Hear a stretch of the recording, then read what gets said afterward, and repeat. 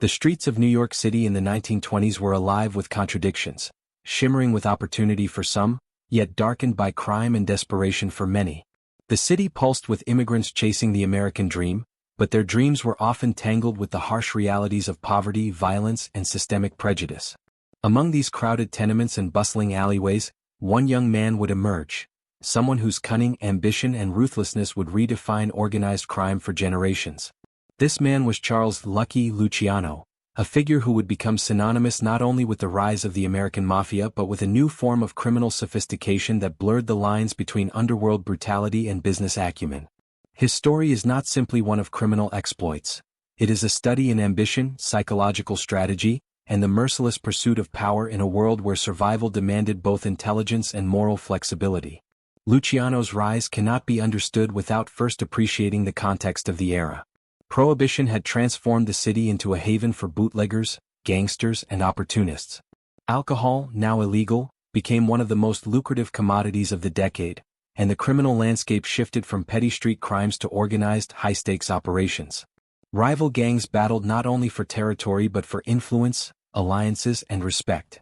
In this chaotic, morally ambiguous environment, Luciano's genius lay not in brute force alone but in his ability to navigate both the shadows and the light, earning allies, manipulating enemies, and exploiting the weaknesses of a city struggling to maintain order.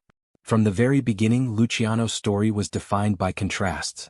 He was a product of the streets yet possessed a strategic mind far beyond his years. Where others saw disorder, he saw opportunity. Where others relied solely on violence, he employed negotiation, planning, and psychological insight.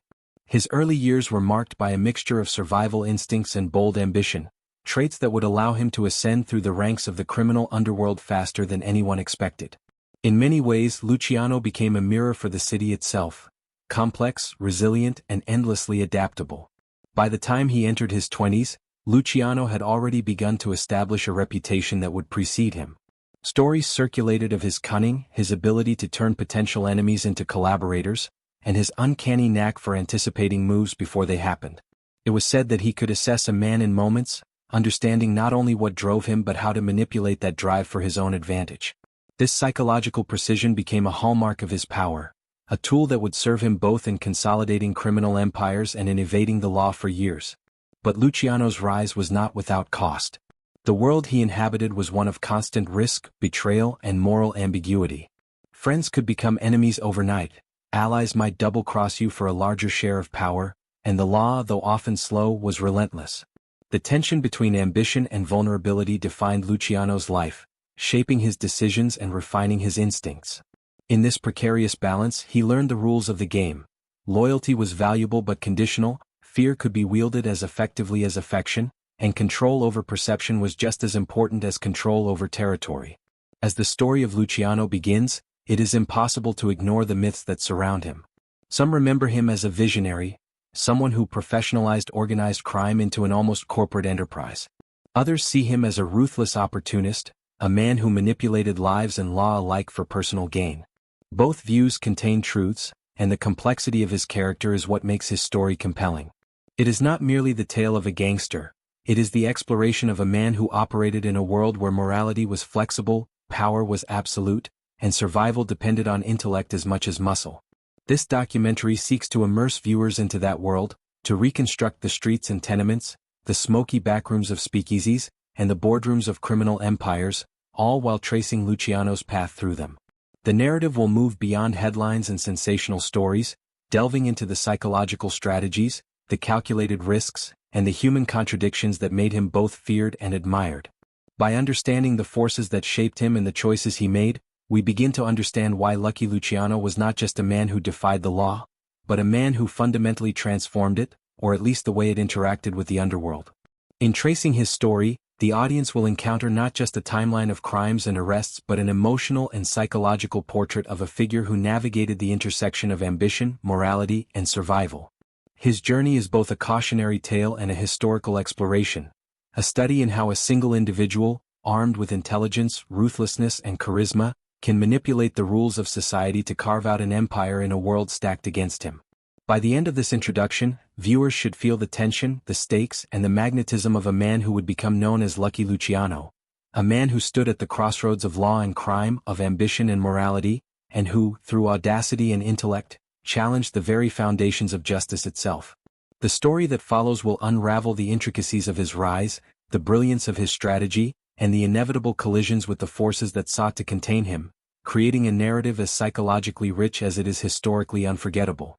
New York City in the early 20th century was a city of contrasts, a place where dreams collided with harsh realities, and where opportunity and danger walked hand in hand. For the children of immigrants, the streets offered both education and trial by fire. Among these children was Charles Lucky Luciano, born into a world that demanded toughness, resourcefulness, and an instinctive understanding of human behavior. The neighborhoods of Lower Manhattan were crowded and chaotic, teeming with the scents of bakeries and sweat, the noise of pushcarts and street vendors, and the omnipresent undertone of danger that came with gangs, pickpockets, and political corruption. It was an environment that shaped not only survival but also ambition, where the lessons of the street were often more consequential than those taught in school.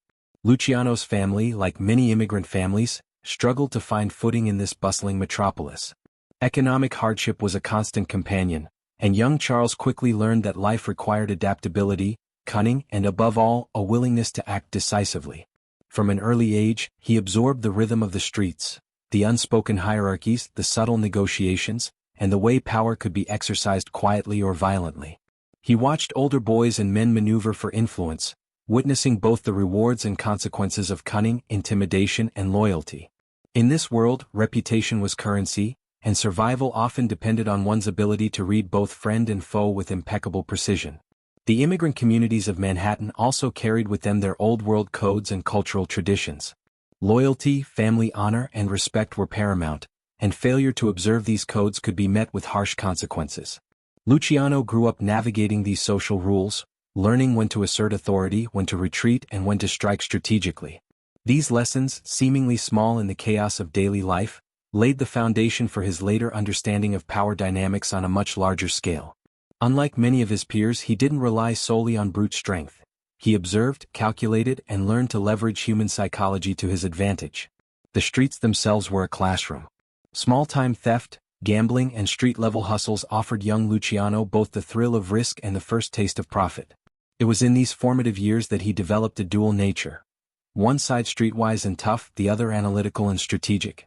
He understood that violence was a tool but not the only tool, and that sometimes survival required patience, diplomacy, and foresight. These skills distinguished him from other street kids who relied only on impulsive aggression or fear. But it wasn't just the physical environment that shaped Luciano, it was the people around him. He was exposed to a mix of mentors, rivals, and opportunists who taught him lessons both intentional and accidental. Some men displayed sheer ruthlessness, using intimidation to control territory and respect. Others used charm, negotiation, and manipulation to achieve similar ends. Luciano absorbed these lessons like a sponge, synthesizing the extremes into his own philosophy. Power could be won through fear, but it could be solidified through respect and strategic alliances. These early social experiments in loyalty and betrayal would echo throughout his criminal career, informing how he would manage relationships within his own organization later in life. The immigrant neighborhoods also had an unspoken hierarchy shaped by ethnicity, family connections, and influence. Italian Americans, often confined to specific enclaves, faced discrimination and marginalization. This societal exclusion forced many young men, including Luciano, to seek alternative avenues for status and income. Crime, while dangerous, offered an accelerated path to power and respect that legitimate avenues rarely provided. For a mind as sharp as Luciano's, the criminal underworld was less an anomaly and more a field ripe for strategic innovation, a place where intelligence, foresight, and audacity could outweigh wealth, age, or physical strength. Education, in the formal sense, was secondary to the lessons of the street. Luciano's schooling introduced him to literacy and numeracy, but it was the daily survival challenges, negotiating conflicts, avoiding law enforcement, building alliances, that honed his skills. He learned the value of timing, the art of reading intention, and the necessity of discretion. Every encounter, every minor dispute, was a test of judgment and composure. By adolescence, Luciano's reputation among his peers was already growing. He was known as a boy who could handle himself, think ahead, and seize opportunity when it presented itself. By framing his early life in the context of immigrant hardship, street politics, and nascent ambition, it becomes clear that Luciano was both a product and a shaper of his environment. The chaos of lower Manhattan, the crowded alleys, and the constant pressures of survival forged in him a resilience and adaptability that would later define his empire building. His early exposure to both the rules of street power and the subtleties of human behavior provided a unique lens through which he would view every interaction, every alliance, and every threat in the decades to come. In understanding Luciano's formative years, we begin to grasp the psychological blueprint of a man who would transform organized crime. It wasn't simply the lure of wealth or notoriety that drove him. It was the understanding that control, strategy, and human insight could convert even the most chaotic environment into an ordered, profitable system. These streets, so full of peril and potential, served as both playground and battlefield, shaping a young man whose ambitions would one day challenge the very limits of law, morality, and power. By the end of this section, viewers should see Luciano not merely as a criminal in the making, but as a figure forged by circumstance and environment, a product of both the immigrant struggle and the intoxicating promise of power in a city where only the cunning survived. It is in these streets, among the harsh realities and subtle opportunities, that the foundations of his criminal genius were laid. By the time Charles Lucky Luciano reached his teenage years, the streets of New York had already begun shaping him into something far more formidable than a typical streetwise kid. Adolescence in lower Manhattan was not simply a coming of age, it was a crucible of survival, ambition, and psychological testing. For Luciano, each encounter, each conflict, and each opportunity became a lesson in strategy, perception, and power. He had grown up observing the micropolitics of the streets, but now he was stepping into the world of organized crime, where his instincts would be tested and honed on a much larger stage. Luciano's first forays into crime were relatively minor but profoundly formative. Pickpocketing, petty theft, and small-scale hustles taught him the mechanics of risk and reward. Yet even at this young age he approached these ventures differently from his peers. While others relied primarily on force or impulsiveness, Luciano displayed an early sense of calculation. He understood the value of discretion, the importance of timing, and the necessity of choosing the right associates. These were not casual lessons. They were the beginnings of a mindset that would eventually allow him to command empires while avoiding the pitfalls that destroyed countless others in the criminal underworld. It was during these formative years that Luciano began to cultivate his psychological edge. He learned to read people, not just observing actions but interpreting intentions, emotions, and vulnerabilities. He recognized that fear could be as useful a tool as violence, that respect could be negotiated as effectively as intimidation, and that the perception of power often mattered as much as its actual exercise. This early sophistication distinguished him from other teenagers on the streets and marked him as a mind capable of orchestrating far more than simple robberies or street-level disputes. In these early encounters, the seed of a criminal strategist was planted, one who would later manage a network of associates with the precision of a chess master. Luciano's entry into organized crime came through the network of local gangs that dominated the Italian-American neighborhoods. These groups were more than collections of street toughs. They were miniature ecosystems of loyalty, influence, and opportunity. To survive, a young man needed both courage and cunning. Luciano's intelligence and ambition allowed him to navigate this environment with a balance of tact and assertiveness. He quickly gained a reputation not merely as someone who could enforce or fight, but as someone who could plan, negotiate, and manipulate situations to his advantage. In an ecosystem defined by hierarchy and ruthlessness, these traits were as powerful as any weapon. Allies and mentors played a crucial role in his development. Figures such as established gang leaders and experienced criminals offered Luciano both guidance and cautionary examples. Some taught him the brutal realities of street enforcement, while others showed him the benefits of strategic thinking, alliance building, and the careful cultivation of reputation. It was not blind emulation. Luciano absorbed lessons selectively, synthesizing them into a philosophy uniquely his own, combined the raw power of violence with the subtlety of negotiation, and wield fear, respect, and loyalty as complementary forces. This combination would later become the hallmark of his leadership. Even as his criminal activity escalated, Luciano never lost sight of opportunity beyond immediate gains. He began to see the potential for scaling operations, for creating networks that could deliver long-term profit and control rather than sporadic, dangerous skirmishes. While many young criminals were satisfied with short-term victories or immediate territory, Luciano's mind was already mapping the possibilities of empire building. He was learning that influence could be measured not just in street cred or fear, but in the ability to control people, systems, and markets. The era itself played a pivotal role in shaping Luciano's ascent. Prohibition, which had made the production and distribution of alcohol illegal, created unprecedented opportunities for organized crime. Bootlegging became the gateway to wealth, influence, and the establishment of networks that crossed neighborhoods, cities, and eventually states. Luciano, with his strategic mind and growing network of allies, saw the potential to exploit this environment not just through brute force, but through organization, negotiation, and psychological leverage. While his contemporaries often clashed violently over territory, Luciano considered the larger game: consolidating control, minimizing unnecessary conflict, and maximizing profit. By the late 1920s, Luciano had begun forming alliances that would become crucial to his rise. He recognized early on that loyalty was a commodity, but that alliances built on shared interests, mutual respect, and strategic advantage could outlast the volatility of the streets. These early partnerships were not without risk.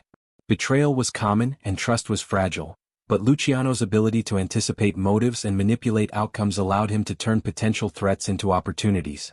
Each alliance strengthened his position, expanded his influence, and added layers of protection against both rivals and law enforcement. Even as his influence grew, Luciano never abandoned the psychological strategies that had served him since childhood. He understood that reputation could be cultivated and weaponized. Stories of his intelligence, fearlessness, and cunning spread throughout the criminal underworld, enhancing his authority without the need for constant demonstration of force. This psychological approach allowed him to command respect, intimidate rivals, and maintain cohesion among his growing network of associates. He was no longer simply a street-level operator. He was evolving into a strategist who understood that control of perception was as important as control of territory. By the end of this period, Luciano had fully transitioned from a street-savvy youth into a rising figure within organized crime. A man whose combination of intelligence, ruthlessness, and psychological insight set him apart from all others. His formative experiences, street fights, petty thefts, alliances, betrayals, and observations of human behavior, were no longer isolated lessons.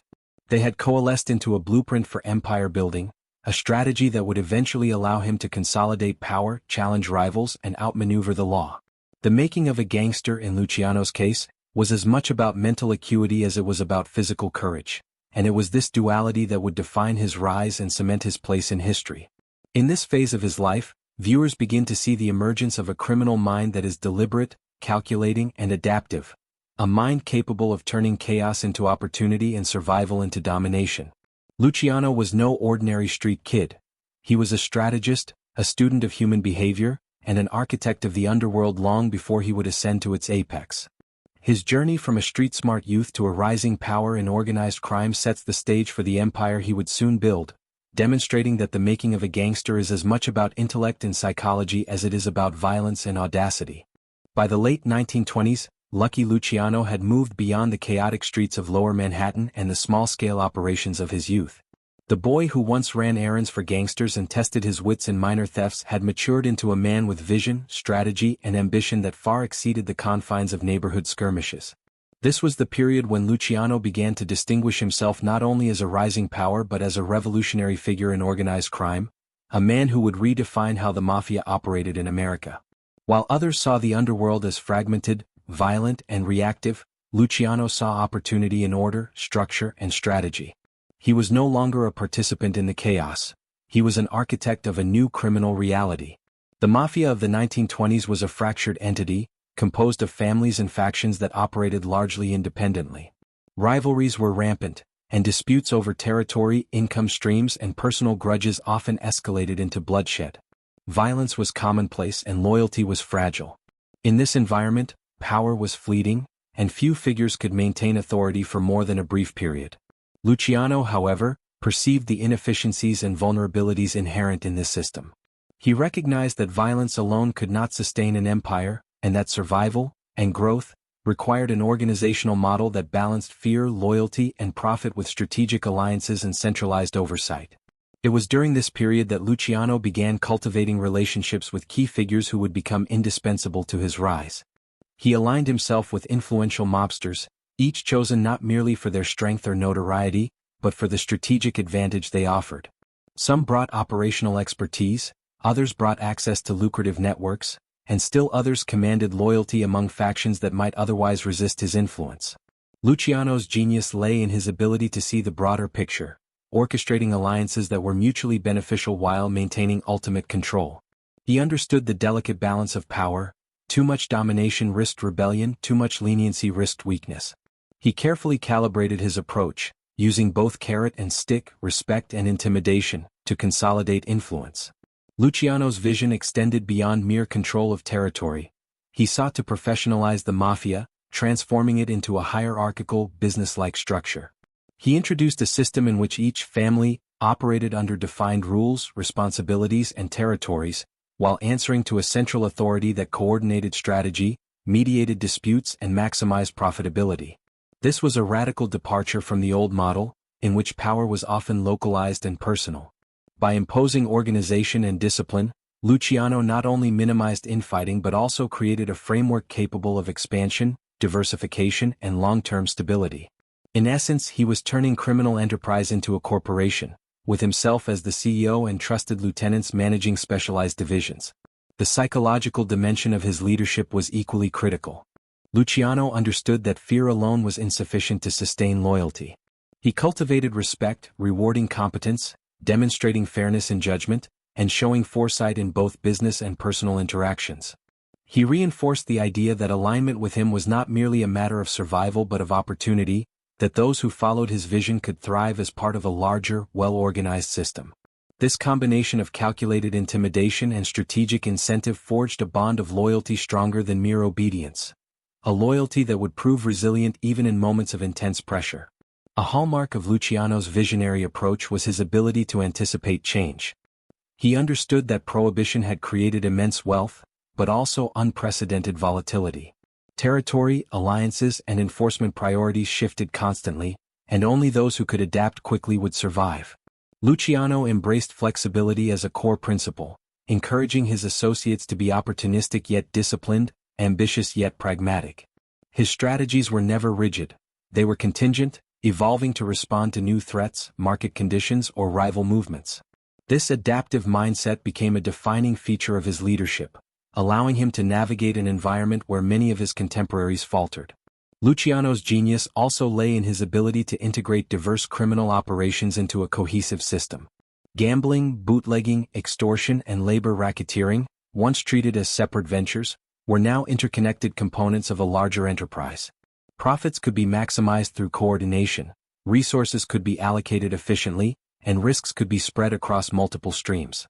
He recognized that power was amplified through synergy, and that the whole could be greater than the sum of its parts, a principle as applicable to legitimate corporations as it was to criminal syndicates.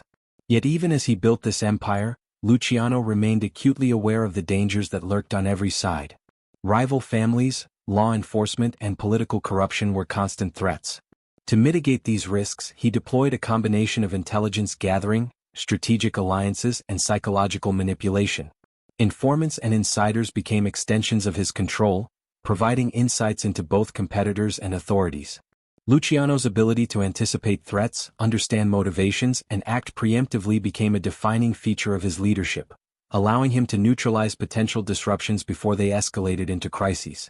Perhaps the most striking aspect of this period was Luciano's ability to blend vision with personal ambition without appearing overtly ruthless to his own organization. He maintained the perception of fairness, even when enforcing strict discipline or eliminating obstacles.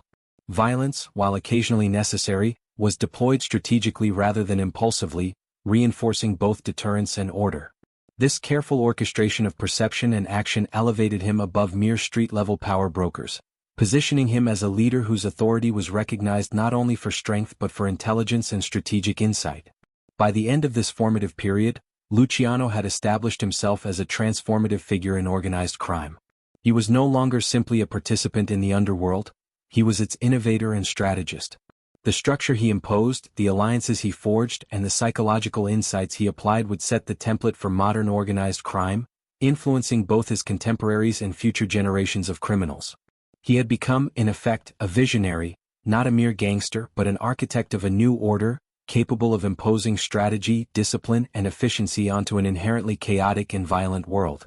This phase of Luciano's life demonstrates that his rise was not merely about ambition or ruthlessness. It was about the deliberate application of intellect, strategy, and foresight.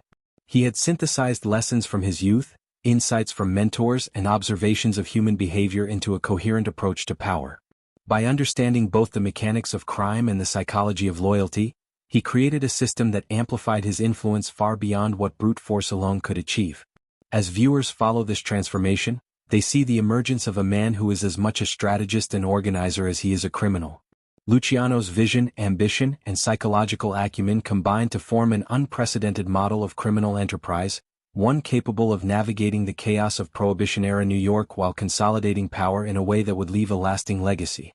This is the birth of a mafia visionary, a leader whose understanding of structure, strategy, and human nature would forever change the landscape of organized crime in America. In the world of organized crime, power is only as strong as the loyalty that supports it, and loyalty, in turn, is only as reliable as the fear and respect it inspires. For Lucky Luciano, understanding this delicate interplay became central to his rise.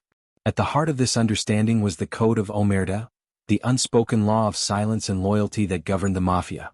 It was more than tradition, it was a psychological framework, a system of social control designed to protect the organization, enforce discipline, and cultivate an aura of invincibility. Luciano did not merely follow this code. He mastered it, bending it to his strategic advantage and embedding it deeply into the culture of his empire. Omerta demanded absolute secrecy. To speak to outsiders, betray confidences, or cooperate with law enforcement was considered the gravest of offenses. Yet, beneath its strictures lay a complex system of psychological reinforcement. Loyalty was rewarded, obedience was respected, and trust became a form of currency. Luciano understood that by enforcing this code selectively and visibly, he could shape behavior, control ambition, and manipulate fear. A man who knew that betrayal carried consequences would think twice before challenging authority. Conversely, those who adhered faithfully would find protection, opportunity, and a place in a structured, profitable network. Luciano's genius lay in the psychological application of Omerta. He realized that fear alone was insufficient. Loyalty needed to be cultivated as much as it was coerced. He rewarded competence, recognized initiative, and gave capable lieutenants both responsibility and autonomy, so long as their actions aligned with his broader vision. In doing so, he created a system in which obedience was not just fear-based, but also pragmatic. Following the code became rational, a path to security, influence, and wealth. In essence, Luciano transformed a cultural norm into an operational advantage, using it to centralize authority while maintaining the appearance of distributed power. The enforcement of Omerta was both subtle and brutal. Luciano employed intimidation when necessary, making examples of those who violated trust, yet he was careful to balance punishment with strategic diplomacy. His approach ensured that the organization remained cohesive without descending into chaos or internal rebellion. By controlling perception as much as action, he reinforced the idea that loyalty was not optional. Those who saw their peers rewarded for allegiance and punished for betrayal internalized the rules, often more effectively than any explicit threat could achieve. But Omerta was not merely a tool of internal control, it was a shield against external threats. Law enforcement, politicians, and rival gangs could only challenge the Mafia effectively if insiders spoke out. By instilling a deep-rooted culture of silence, Luciano created a wall of protection around his operations. Informants were rare, confessions were guarded, and the organization's secrets remained compartmentalized. This strategic opacity allowed Luciano to operate with a degree of impunity that confounded authorities and rivals alike. In many ways, the Code of Silence became a force multiplier, amplifying the reach and security of his empire without a single additional soldier or enforcer. Omerta also carried a psychological dimension that extended beyond fear and respect. It created a shared identity among members, a sense of belonging to something larger than oneself. For many in the Mafia, adherence to the code was a badge of honor, a mark of reliability, and a demonstration of personal courage. Luciano recognized the power of this cultural reinforcement. By intertwining loyalty with identity, he ensured that defection was not merely a practical risk, but a moral and psychological one. To betray the code was to betray one's own sense of self and belonging, a potent deterrent against disloyalty. Yet even as Luciano leveraged Omerta for control, he was aware of its limitations. Absolute loyalty was rare, and betrayal could never be entirely eliminated. The challenge lay in anticipating it, mitigating risk, and converting potential threats into manageable variables. Luciano's strategic mind constantly evaluated human behavior, weighing motivations, histories, and pressures. He developed a keen sense for reading intentions, discerning subtle signs of wavering loyalty, and acting before crises could erupt. In this way, the code of silence became not just a rule, but a framework for proactive leadership, guiding both reward and punishment, trust and surveillance. Luciano also innovated in how Omerta interfaced with organizational structure. By compartmentalizing operations and maintaining selective secrecy, he minimized the risk that a single act of betrayal could cripple the entire organization. Lieutenants managed specific territories or revenue streams, each with limited but meaningful autonomy, while ultimate authority rested with Luciano and his closest confidants. This balance of decentralization and central oversight allowed the empire to function efficiently, even under threat, and ensured that the principles of Omerta were enforced without stifling initiative. The psychological mastery of the code was evident not only in his internal operations but also in how he interacted with rivals. Competitors understood that Luciano's empire was cohesive, disciplined, and ruthlessly loyal. The perception of unity, reinforced by Omerta, deterred challenges before they arose. Luciano used the code as both sword and shield, protecting his operations from infiltration, while simultaneously projecting power, discipline, and strategic sophistication. By the end of this period, Luciano had transformed Omerta from a cultural expectation into a functional pillar of power. It became the invisible architecture that supported his empire, influencing decisions, shaping behavior, and enforcing loyalty.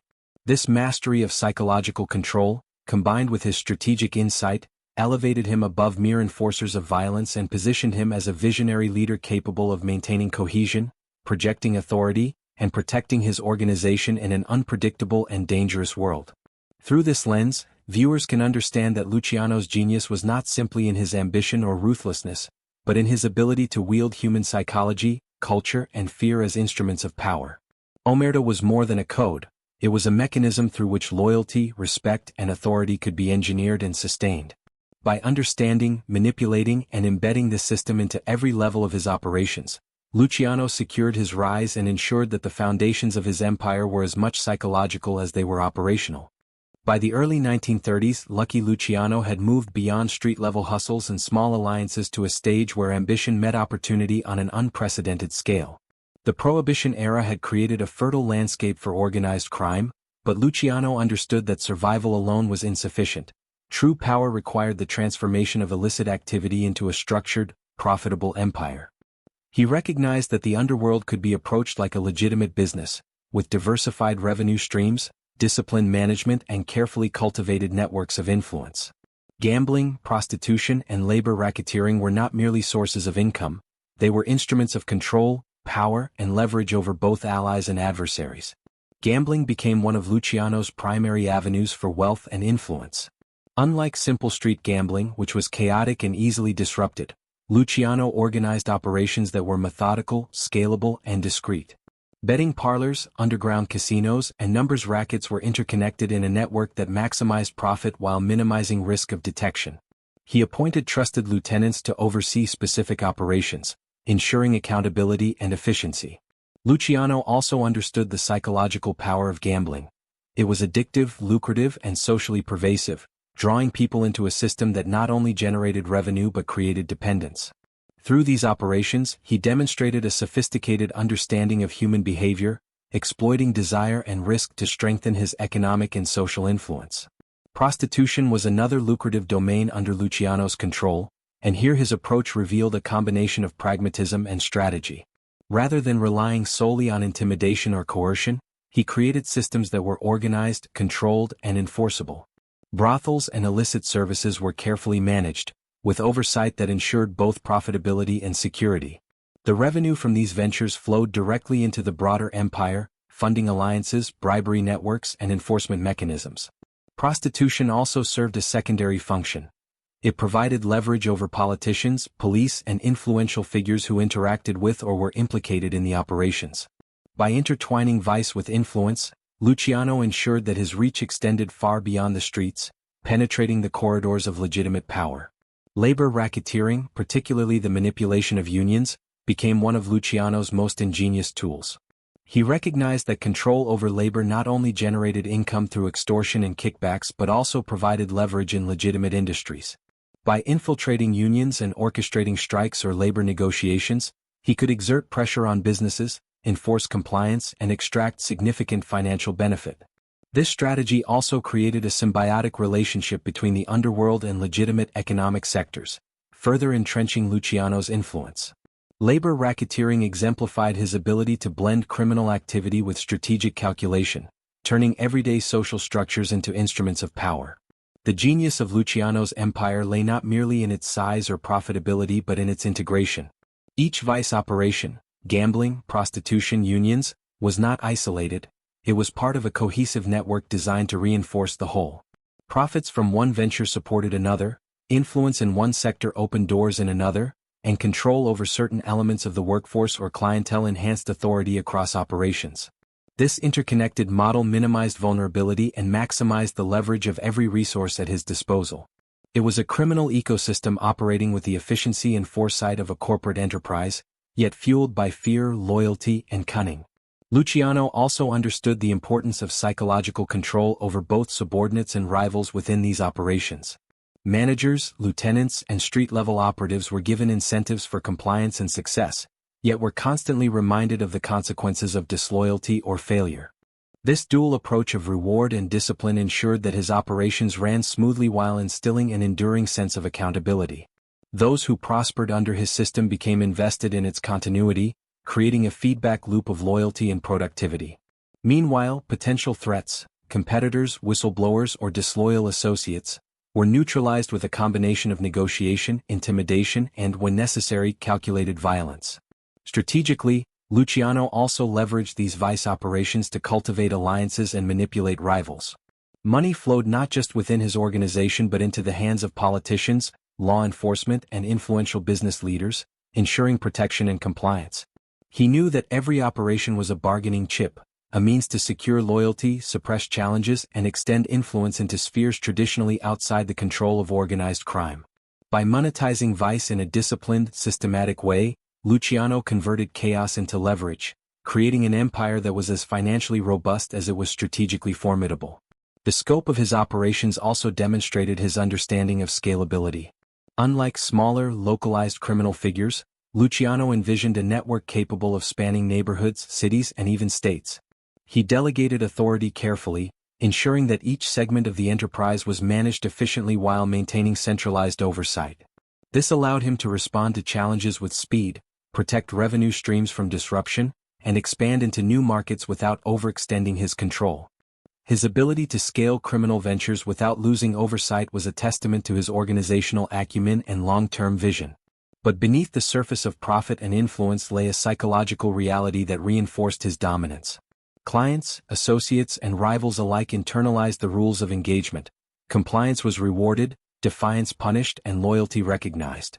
Luciano's empire was built not only on material wealth but on perception, reputation, and trust.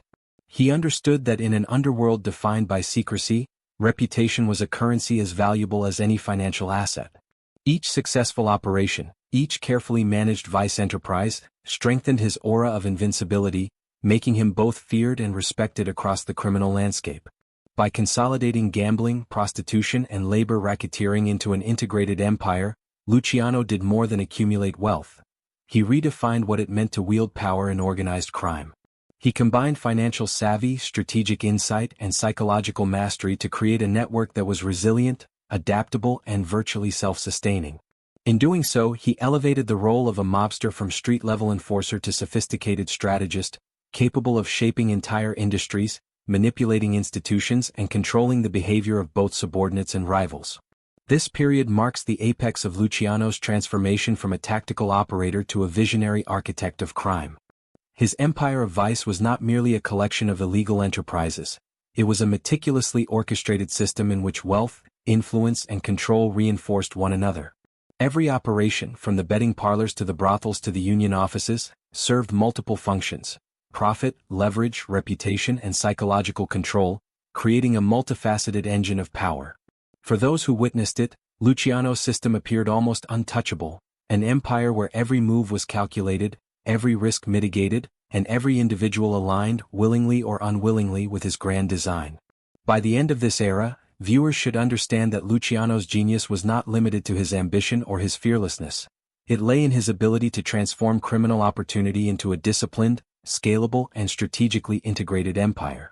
Gambling, prostitution, and labor racketeering were more than vices. They were instruments of power, intelligence, and influence, each reinforcing the other to solidify his supremacy. Through this fusion of strategy, psychology, and enterprise, Luciano had not only expanded his wealth but had cemented his place as a visionary leader in the underworld, a man whose methods would set the standard for organized crime for decades to come. By the mid-1930s, Lucky Luciano's empire of vice had grown vast and formidable, but with expansion came vulnerability. Success, particularly in a world defined by secrecy, greed, and ambition, inevitably attracted rivals, envious associates, and opportunistic enemies. In the underworld, power was never static and loyalty was often conditional. Luciano understood that his greatest threat was not just external rivals or law enforcement, but the shifting alliances and potential betrayals within his own network. Navigating this treacherous terrain required not only strategic vision but also a deep understanding of human psychology, influence, and manipulation. Alliances were the lifeblood of Luciano's empire. To consolidate power, he cultivated relationships with key figures across New York's criminal landscape, each chosen with deliberate calculation. Some allies offered access to territory or revenue streams, while others brought reputational clout or influence over rival factions. Luciano treated these alliances as dynamic instruments, constantly assessing their value and potential risk. He knew that a well-placed ally could stabilize a volatile situation, mediate disputes, or provide intelligence on competitors. Conversely, a misjudged alliance could spark rebellion, weaken cohesion, or expose vulnerabilities to law enforcement. Every relationship was thus simultaneously a resource and a calculated risk. The complexity of these alliances was compounded by the constant threat of betrayal. In the underworld, loyalty was a commodity, rare, conditional, and often short-lived. Luciano anticipated this reality, using psychological insight and strategic positioning to mitigate threats before they could manifest. He deployed a combination of incentives and deterrents, ensuring that his allies were rewarded for obedience and success but reminded of the consequences of defiance.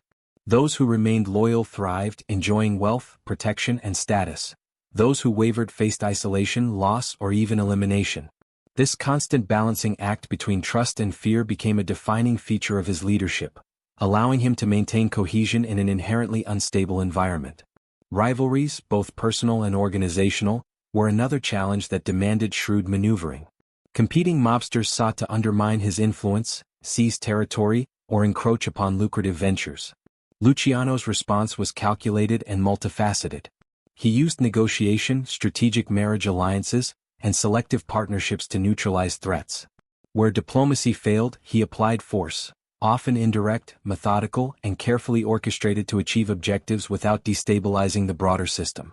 His ability to balance aggression with diplomacy allowed him to outmaneuver competitors while maintaining the stability of his empire.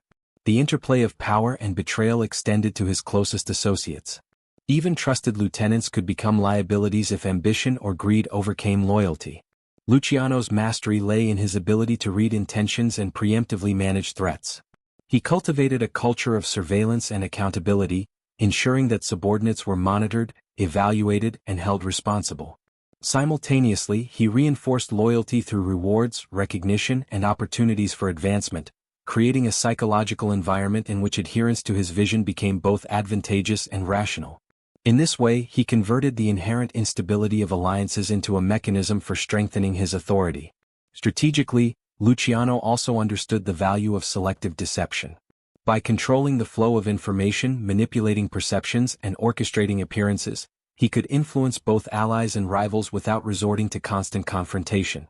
A rival might believe they were negotiating from a position of strength, only to discover that Luciano had anticipated their moves and controlled the terms. An ally might feel empowered to act independently, unaware that their actions ultimately reinforced Luciano's overarching strategy. This psychological dimension of power, subtle, invisible, yet profoundly effective, became a hallmark of his leadership. Betrayal was not only a practical concern but a psychological battlefield. Those who attempted to undermine Luciano often did so out of greed, fear, or personal grievance. By anticipating these motivations, he could exploit weaknesses, redirect threats, and neutralize challenges before they escalated. In some cases, betrayal was met with swift and decisive action, sending a message to others about the costs of disloyalty. In other cases, Luciano turned potential adversaries into allies, using negotiation, strategic incentives, and psychological insight to realign their interests with his own. Each encounter reinforced the perception that loyalty was both valuable and essential, and that defiance carried consequences too costly to ignore. Power plays in this era were as much about optics as action. Luciano recognized that reputation, perception, and influence were critical to maintaining authority. By orchestrating high-profile victories, mediating disputes, or demonstrating control over key territories, he projected an image of invincibility and strategic brilliance. This projection was reinforced by his ability to operate behind the scenes, ensuring that rivals perceived his reach as broader than it might have been in reality. The careful management of image, combined with strategic action, allowed him to maintain dominance without unnecessary exposure or risk. Luciano's handling of alliances and betrayals also extended to law enforcement and political figures. He understood that influence could be wielded as effectively through bribes, favors, and strategic relationships as through violence or intimidation. By cultivating connections within political and enforcement structures, he created a buffer against external pressures while simultaneously gaining access to intelligence and opportunities. These relationships were another layer in the complex architecture of power, reinforcing his ability to navigate threats and maintain supremacy. By the end of this period, it becomes clear that Luciano's genius lay not only in ambition or ruthlessness but in his strategic mastery of human behavior and relational dynamics. He built an empire not merely through money or muscle, but through careful orchestration of alliances, management of betrayal, and projection of power. Every connection, every negotiation, every calculated threat or reward served to strengthen his position, extend his influence, and consolidate his authority. This chapter in his life underscores a fundamental truth about organized crime under Luciano. Power is relational, fragile, and dynamic. It is earned, maintained, and expanded through a combination of strategy, psychology, and careful management of loyalty and fear. Luciano's ability to navigate this treacherous landscape, turning rivals into allies, neutralizing threats, and exploiting human motivations, was a defining factor in his unprecedented rise. For viewers, this period reveals the intricate web of strategy, manipulation, and foresight that transformed a streetwise operator into a master of the underworld, capable of controlling vast networks while maintaining the perception of invincibility. In understanding alliances, betrayals, and power plays, we see the mechanics of Luciano's genius. He did not merely react to the world around him. He anticipated, manipulated, and engineered outcomes. His empire was a living system, a network of interdependent actors, each influenced, guided, and constrained by the architecture of loyalty, fear, and strategic oversight. It is within this complex matrix that Luciano cemented his authority, navigated the treacherous currents of the underworld, and prepared for the conflicts and challenges that would define the next stage of his life. Beneath the apparent order of Lucky Luciano's empire, a far darker and more chaotic struggle was unfolding, a hidden war that would test his cunning, loyalty, and strategic brilliance. While outwardly he projected control over gambling, prostitution, and labor rackets, behind the scenes, rival families, ambitious lieutenants, and law enforcement operatives vied relentlessly for power.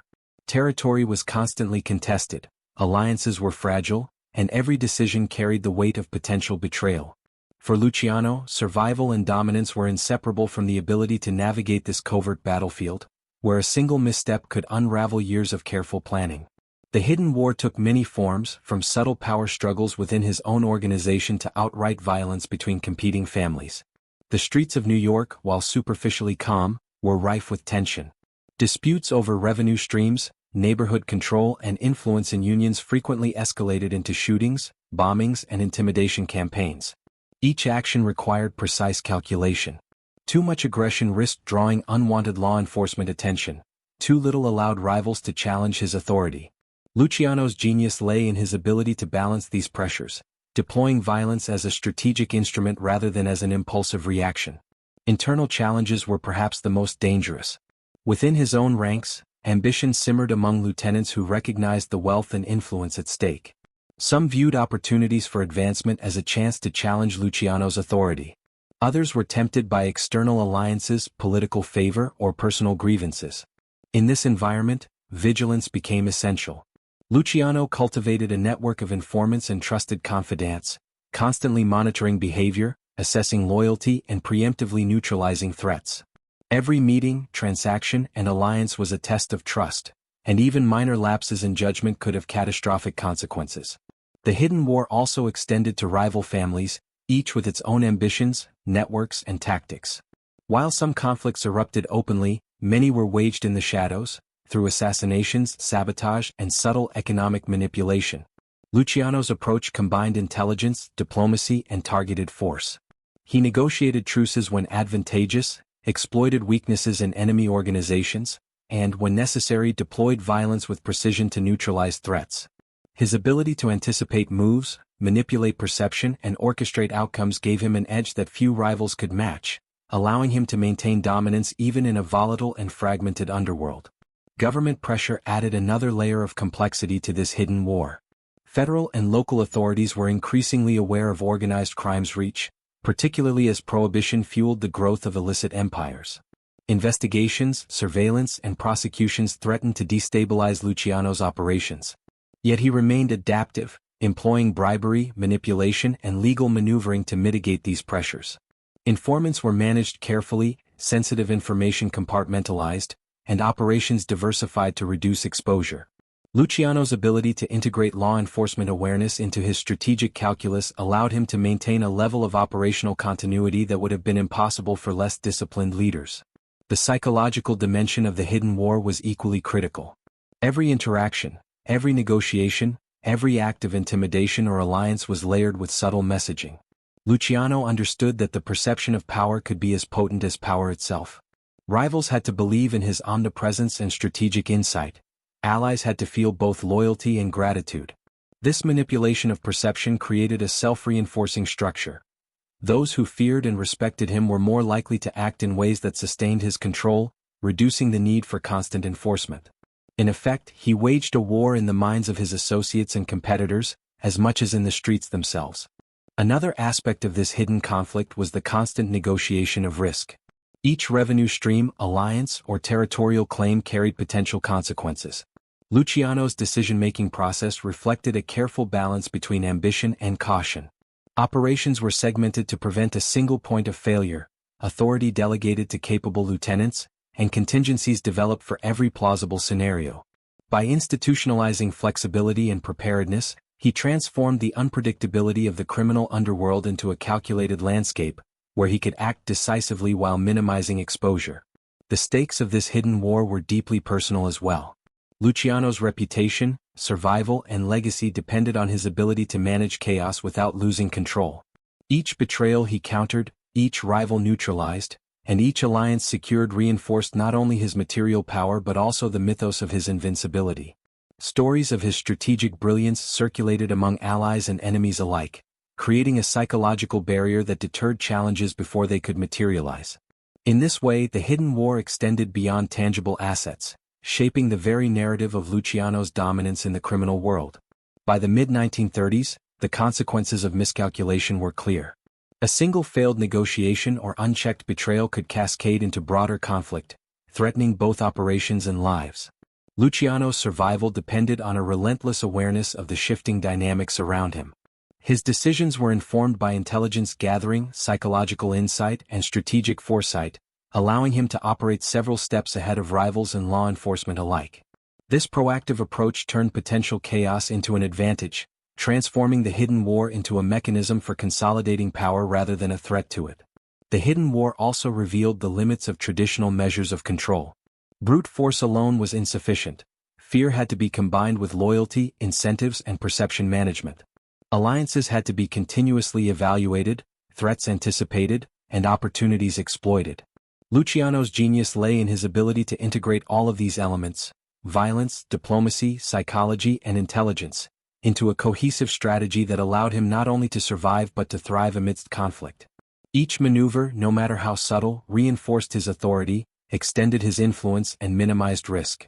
By the end of this period, it becomes evident that the most critical battles Luciano fought were often invisible to the public eye. The hidden war shaped the trajectory of his empire, tested the limits of his intellect, and demanded a combination of strategic foresight and psychological mastery rarely seen in the underworld. It was a war waged not only with bullets and threats but with information, manipulation, and the careful orchestration of human behavior. Understanding this covert struggle allows viewers to grasp the full scope of Luciano's genius. He was not merely a gangster. He was a strategist who turned chaos into opportunity and survival into an art form. In examining the hidden war, audiences see the duality of Luciano's rise. A man who projected control and calm, even as conflicts raged beneath the surface. His ability to manage multiple overlapping crises, to neutralize threats before they became catastrophic, and to leverage both fear and loyalty into a cohesive strategy, cemented his position as the most formidable figure in the American underworld. The hidden war demonstrates that true power is often invisible, sustained not only through action but through perception, anticipation, and mastery of human behavior. Even the most meticulously constructed empire is vulnerable, and for Lucky Luciano, the first cracks in his seemingly invincible reign began to appear in the mid-1930s. Despite his brilliance, foresight, and ability to manipulate both allies and rivals, Luciano's operations were not immune to law enforcement scrutiny, internal betrayal, and the relentless pressures of ambition. The very strategies that had elevated him, his visibility, influence, and expansive networks, now made him a target. What had once been tools of dominance were becoming vectors of exposure, signaling the beginning of a dangerous descent. The fall began subtly, with legal pressure mounting against him and his associates.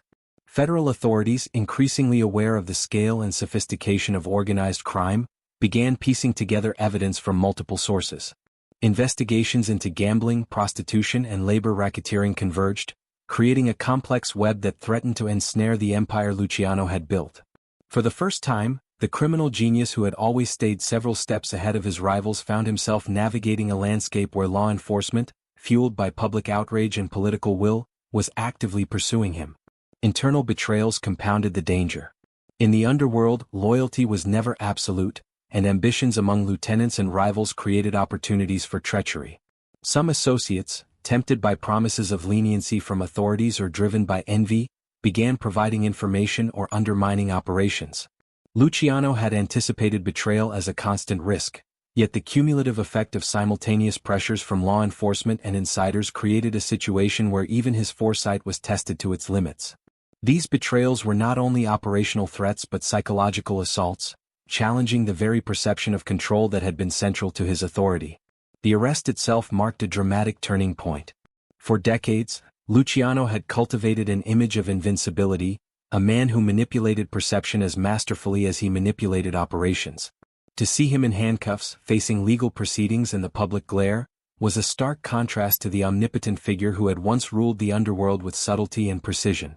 The arrest sent shockwaves through his organization, destabilizing alliances, shaking morale, and emboldening rivals. It was a moment that forced him, and the world, to confront the vulnerability of even the most brilliant strategist.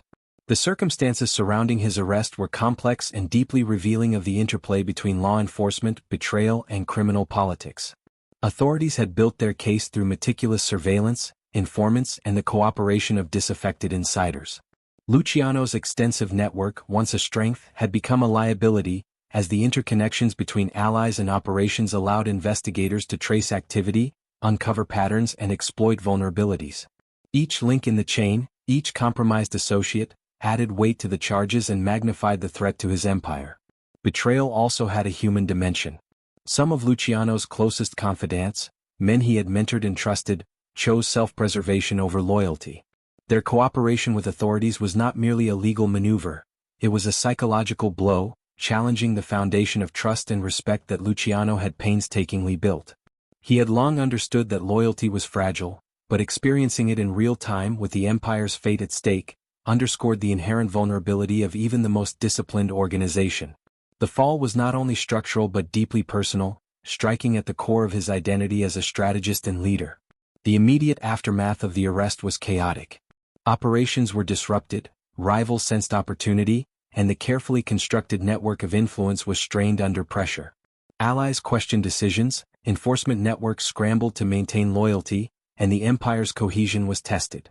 In these critical moments, Luciano's skills as a manipulator, negotiator, and strategist were brought to their limits. Maintaining authority under such scrutiny required not only resilience but the ability to project strength in the face of growing evidence of vulnerability. Psychologically, the beginning of Luciano's fall was a crucible. For decades, he had relied on anticipation, perception management, and calculated manipulation to maintain dominance. Now, confronted with tangible legal jeopardy and the betrayal of those closest to him, he had to adapt quickly. Each decision carried disproportionate consequences. Each interaction had the potential to either stabilize or unravel the empire.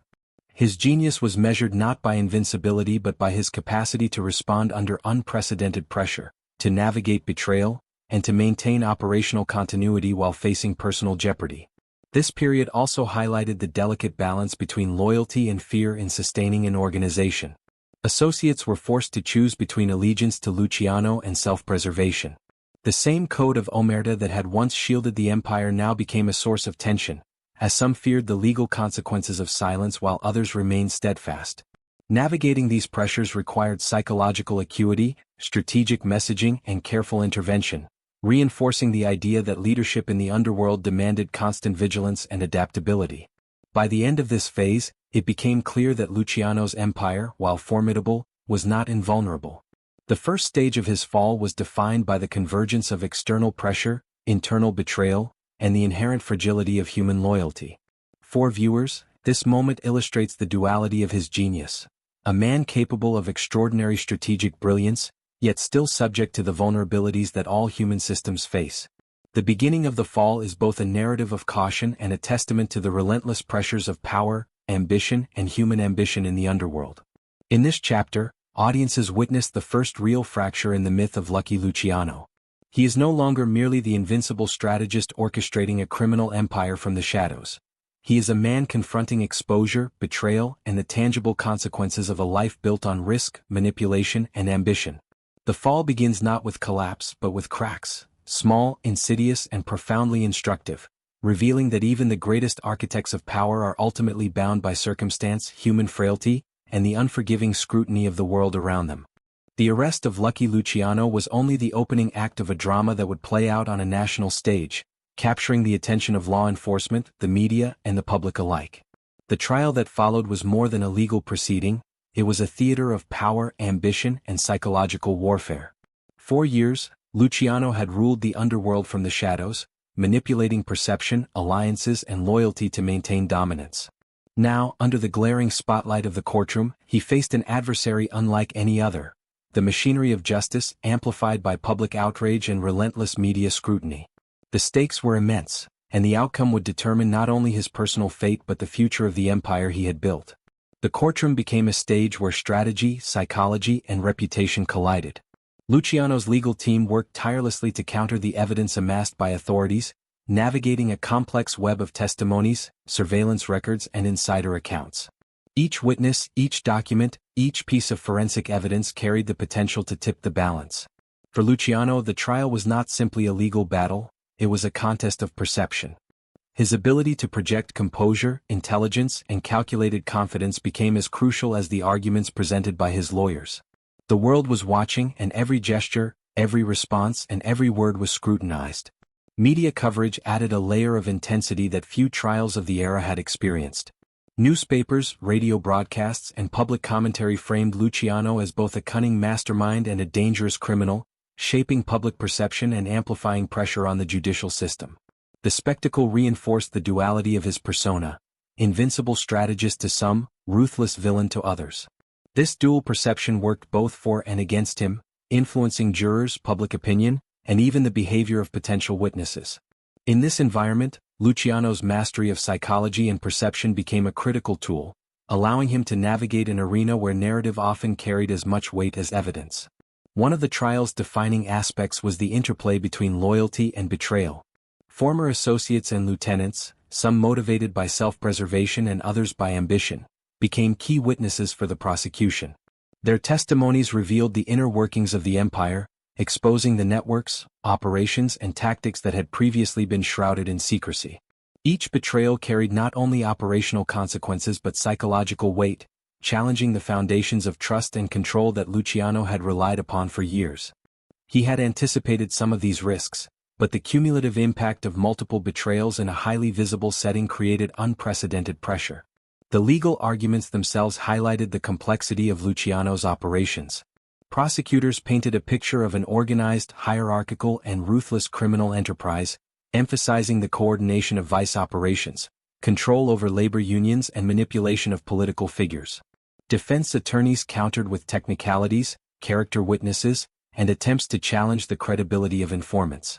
Each side leveraged both fact and narrative, turning the courtroom into a battleground where strategy, psychology, and meticulous preparation determined the flow of the trial. For Luciano, success depended not merely on legal acumen but on maintaining composure, controlling perception, and managing alliances under intense scrutiny. Public interest in the trial transformed it into a spectacle, with journalists chronicling every development and citizens following the proceedings with fascination and fear. Luciano became a symbol of both the dangers and allure of organized crime. A man who had risen to power through intelligence, ambition, and ruthlessness, now standing exposed before the very system he had long outmaneuvered. The trial narrative juxtaposed his brilliance with his vulnerability, highlighting the delicate balance between power and accountability, strategy and consequence. For observers, it was a story that humanized a figure who had previously seemed larger than life while simultaneously reinforcing the mythos of his intelligence and audacity. As the trial progressed, the inevitability of judgment loomed. Despite his skillful navigation of the courtroom and strategic deployment of legal defenses, the weight of evidence, testimony, and public pressure proved formidable. The prosecution's narrative of coordinated criminality, reinforced by insider accounts and documentary evidence, painted Luciano as the linchpin of a sprawling criminal empire. In the minds of jurors and the public, the man who had seemed untouchable was now exposed as accountable, measurable, and ultimately vulnerable. When the sentence was handed down, it marked a pivotal turning point in Luciano's life and empire. Convicted on charges related to organized vice operations, he faced years of imprisonment, a disruption to his meticulously orchestrated network, and the first real public acknowledgement of his vulnerabilities. Yet even in this moment, Luciano's strategic acumen remained evident. He understood that imprisonment did not necessarily equate to the loss of influence. The empire he had built was resilient, structured to endure beyond any single individual, and capable of adaptation even under extreme pressure. The trial, while a defeat in legal terms, became a stage upon which his control, intelligence, and foresight could still be exercised indirectly. The psychological impact of the trial extended beyond Luciano himself. Associates, rivals, and law enforcement alike were forced to recalibrate their understanding of power, influence, and the reach of organized crime. The trial illustrated that even the most sophisticated systems of control are vulnerable to concentrated external pressure, that loyalty can be compromised, and that perception can both empower and endanger. For viewers, it offers a profound insight into the fragility and resilience of power, demonstrating that brilliance and strategy must always contend with the unpredictable variables of human behavior, law, and circumstance. By the conclusion of the trial, Luciano had endured exposure, betrayal, and judgment, yet he remained a figure of strategic genius and calculated control. The sentence signaled the beginning of a new chapter, one in which influence, perception, and psychological mastery would have to be wielded from behind bars.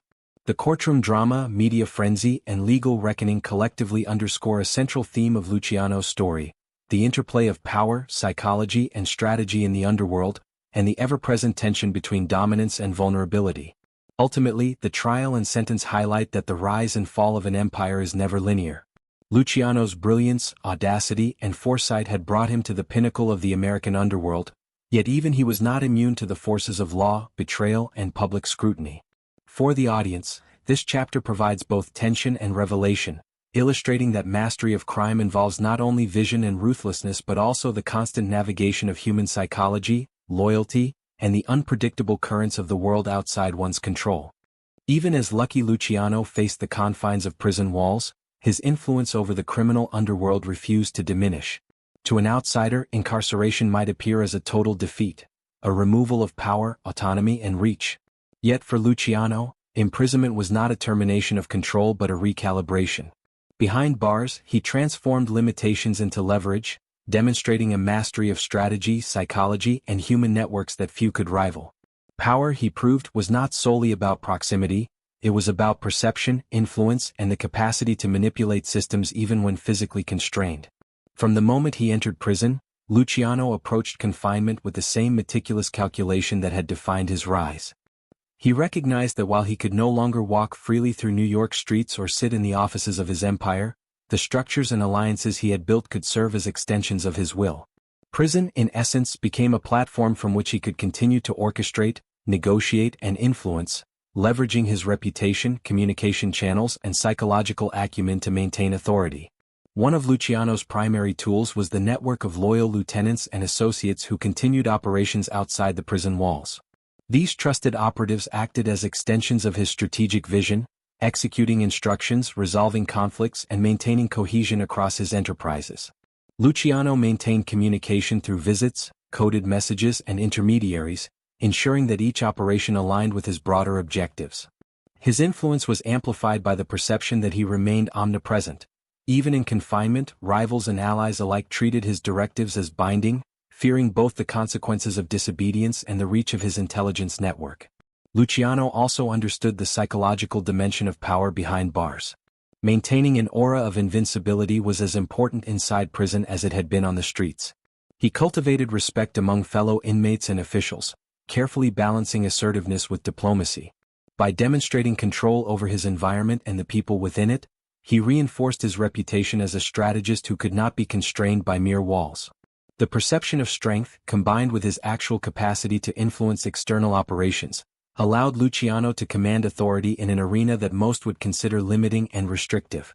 The prison environment itself became a microcosm of the underworld, with its own hierarchies, alliances, and conflicts. Luciano navigated this environment with precision, asserting authority where necessary and cultivating allies among both inmates and prison staff.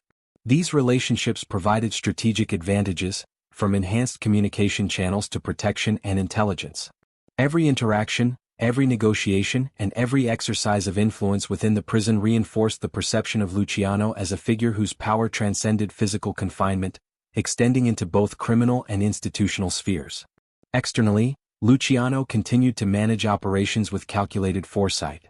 His directives extended to gambling networks, prostitution rings, and labor rackets, each coordinated to ensure continuity and profitability.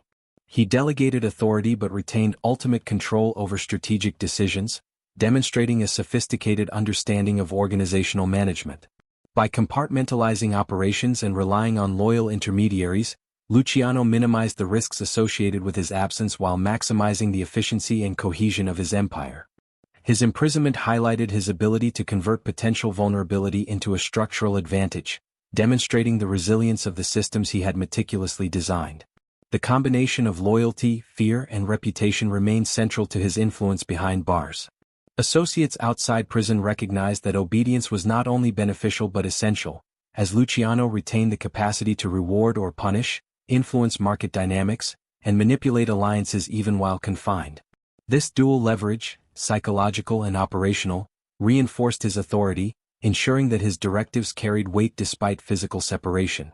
For rivals, the knowledge that Luciano remained capable of strategic manipulation created a deterrent effect, maintaining the stability of his empire in the face of potential challenges. Luciano's adaptability extended to legal and political maneuvering as well. He leveraged influence with officials, negotiated privileges, and cultivated relationships that mitigated risk while preserving channels of power.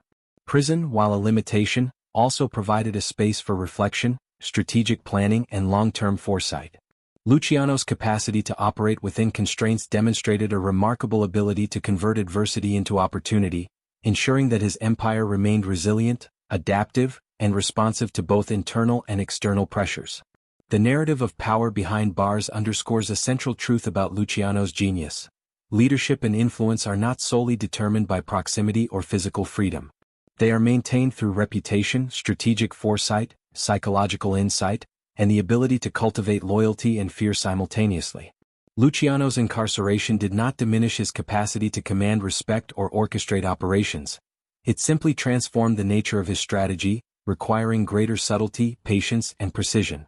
In this sense, prison became another arena in which his intellect, cunning, and mastery of human behavior were fully expressed.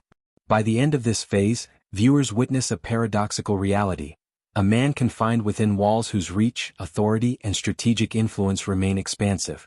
Power, in Luciano's hands, is not a function of freedom but of perception, control, and the ability to manipulate systems, people, and events at multiple levels simultaneously. Even in adversity, he demonstrates the resilience, discipline, and intelligence that defined his ascent, reinforcing the central theme of his life. True power is as much about mind as it is about muscle, as much about perception as it is about action. Ultimately, power behind bars reveals a remarkable aspect of Luciano's legacy. Even when stripped of physical liberty, he remained an orchestrator of influence, a manipulator of networks, and a strategist whose reach transcended confinement. This chapter highlights not only the resilience of his empire but the enduring genius of a man capable of maintaining control, projecting authority, and shaping outcomes in circumstances that would cripple ordinary leaders. For audiences, it offers both tension and insight, illustrating the extraordinary interplay between intellect, psychology, and leadership that defined Lucky Luciano's life and empire. Deportation marked a decisive turning point in Lucky Luciano's life. A forced removal from the streets he had ruled, the alliances he had cultivated, and the empire he had meticulously built. For a man whose power had always been grounded in proximity, perception, and control, exile could have been catastrophic. Yet even in displacement, Luciano demonstrated a remarkable capacity for adaptation, strategy, and psychological mastery. The endgame was not merely about survival. It became a period of reinvention, reflection, and calculated influence, as he navigated a new reality far from the epicenter of his dominion. Luciano's exile began in 1946, following years of imprisonment and ongoing legal battles. The U.S. government, seeking to neutralize his influence permanently, sent him to Italy, a country he had left as a child but to which he now returned as a displaced and powerful criminal figure. Exile presented immediate challenges: separation from his trusted lieutenants, disconnection from the lucrative vice operations he had orchestrated, and the psychological shock of being removed from the epicenter of power. Yet, Luciano's mind, trained to navigate complexity and uncertainty, saw opportunity even in constraint. He understood that influence was not limited by geography, it was defined by perception, networks, and the ability to manipulate systems from afar. In Italy, Luciano quickly began to re-establish himself within a vastly different social and political landscape. Post-war Italy was rife with chaos, reconstruction, and opportunities for influence, both legitimate and illicit. Luciano leveraged his reputation, connections, and strategic insight to embed himself in local networks, forging alliances with politicians, business leaders, and organized crime figures. Though removed from the streets of New York, he maintained a distant but persistent influence over his former empire, coordinating operations through intermediaries, loyal associates, and subtle channels of communication. The architecture of his empire, meticulously designed for resilience, allowed him to exert control even across oceans. Exile also became a period of reflection and philosophical insight. Stripped of the immediacy of power, Luciano confronted the consequences of a life lived on the edge of legality and morality. He observed the fragility of alliances, the inevitability of betrayal, and the transience of authority. This period forced him to reconcile the myth of his invincibility with the reality of human limitation, mortality, and displacement. Yet, rather than diminishing his strategic mind, this enforced introspection refined it, deepening his understanding of influence, loyalty, and survival in a world defined by uncertainty. Despite physical separation, Luciano remained a pivotal figure in international organized crime. His guidance, though indirect, shaped operations across continents. He became a mentor and strategist, advising allies on matters of negotiation, conflict resolution, and organizational management. Luciano's influence was a reminder that leadership was not merely a function of presence. It could be exercised through the orchestration of systems, the cultivation of trust, and the manipulation of perception. Even in exile, he remained a central node in a complex network of power and criminal enterprise. The psychological complexity of exile was profound. Luciano had built an identity around control, omnipresence, and invincibility, yet he was now physically constrained and politically marginalized. Managing the cognitive dissonance between his perceived power and his actual limitations required discipline, patience, and adaptability. Luciano navigated this tension with the same calculated precision that had defined his rise. He focused on leveraging the levers of influence available to him, accepting constraints while exploiting opportunities, and shaping the narrative of his legacy from a distance. Exile also illuminated the duality of power and perception. To outsiders, Luciano's removal from America might have signaled defeat, irrelevance, or decline. Yet, within the networks of organized crime, he remained a figure of respect, fear, and strategic significance. His story demonstrates that authority is as much about the projection of influence as it is about physical control. Luciano's careful cultivation of reputation, strategic alliances, and communication allowed him to sustain relevance and shape outcomes, proving that exile could be transformed from punishment into a platform for continued impact. During his final years, Luciano's life reflected a blend of pragmatism and philosophical insight. He navigated personal relationships, reconciled with old allies, and adapted to a world in which the immediacy of power was no longer attainable. The empire he had built in America continued to function, demonstrating the resilience of his organizational vision and the foresight embedded in its design. His exile thus became both a literal and symbolic stage, a period in which he confronted mortality, legacy, and the limits of influence, yet also a time to consolidate lessons, shape narratives, and exert strategic guidance in a more abstract form. The endgame of Luciano's life highlights the broader themes of rise, fall, and adaptation. Power, he demonstrated, is never static. It requires constant recalibration, an understanding of human psychology, and the ability to navigate constraints, whether imposed by rivals, law enforcement, or circumstance. His exile underscores a fundamental truth. Even when stripped of direct control, the combination of intelligence, foresight, and strategic cultivation of networks allows influence to endure. For audiences, this period reveals a man who, even in displacement, retained the psychological sophistication and operational insight that had defined his entire career. Ultimately, Luciano's exile and endgame offer a lens into the human dimensions of power, ambition, and mortality. The streets of New York, the courts, and the prison walls had tested his skill, resilience, and strategic mind. Italy became the final proving ground, a stage for adaptation, reflection, and indirect control. While physically removed from the epicenter of his empire, Luciano's influence, insight, and ability to navigate complex networks remained intact, cementing his status as a figure whose genius lay not merely in tactical dominance but in the mastery of perception, psychology, and strategic foresight. In this chapter, viewers witness the evolution of a man who, even in exile, embodies the duality of triumph and limitation.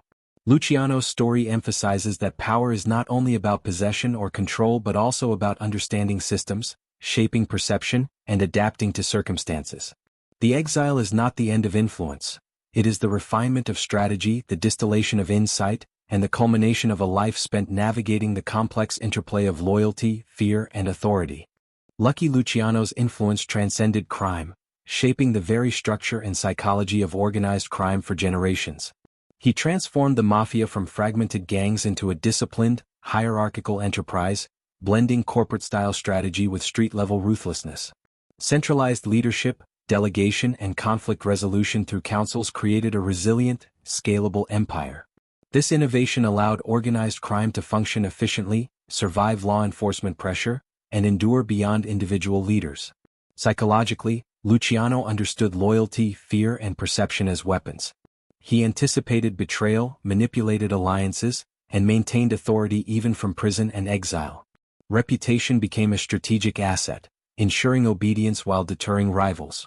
His methods demonstrated that leadership is not about brute force but mastery over human behavior and systems, a principle that continues to inform both criminal strategy and organizational theory. Luciano's reach extended into politics, labor, and business, demonstrating the interplay between legal and illicit influence.